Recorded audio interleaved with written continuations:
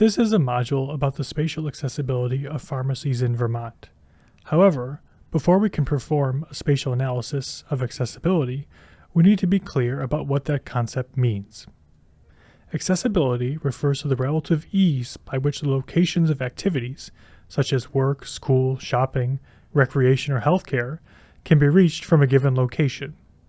Accessibility is important because resources are scarce, so efficiently delivering them to people facilitates adequate and equitable access. Ultimately, accessibility is determined by how the supply and demand for resources are distributed and connected in space, which makes studying accessibility a question of location analysis well suited for GIS. If a resource is abundant and the supply is not a concern, we can use simple supply-oriented accessibility measures that emphasize the proximity to supply locations.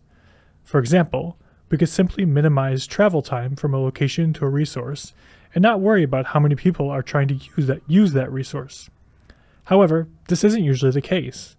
Rather, accessibility measures usually need to account for both the supply and demand of a resource.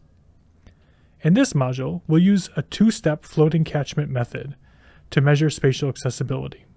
The two-step floating catchment method is essentially a ratio of the supply of a resource to the demand for that resource at a specific location, but a ratio that only includes supply and demand within a certain distance or travel time of that location. This method uses catchments, or areas from which a location attracts a population to use its service to measure accessibility.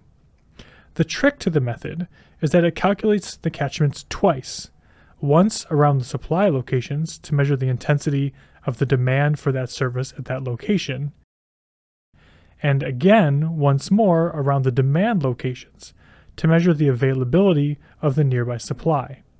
Combining those two measures together, the two-step floating catchment method measures accessibility in a way that balances both supply and demand for a resource. If this is all a little confusing, that's okay. Let's look more carefully at these concepts and how the method works in another video.